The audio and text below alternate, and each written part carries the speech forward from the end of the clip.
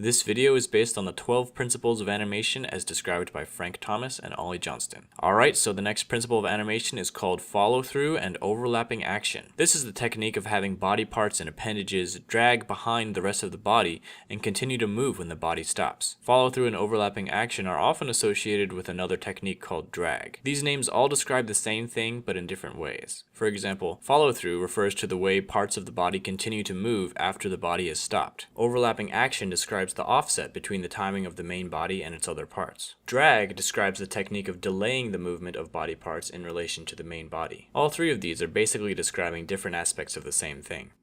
Follow-through and overlapping action add a great deal of realism to a character. Here's a character with and without follow-through and overlapping action. Basically, when the main body moves, the tip of the appendage should be the last to catch up, and when the body stops, the tip should follow through the farthest before settling back. This is true of not just appendages, but the whole body as well. When coming to a stop, often the body will follow through and then come back. Just as a character needs to anticipate his jump, he also needs to follow through his land. Sometimes the extra skin on a character can be treated as a separate entity with drag and follow through. Similar to squash and stretch, the amount of drag that you give something says something about its mass. The first one is like a TV antenna, while the second one is like a feather. It's usually easier to add the appendages after the animation of the main body is finished. When adding hair, for example, use the previous frame as an indicator of where the hair should be stretched towards. Since it has drag, it should be dragging from where it was in the last frame. In addition, make sure to let the hair follow through when the body comes to a stop.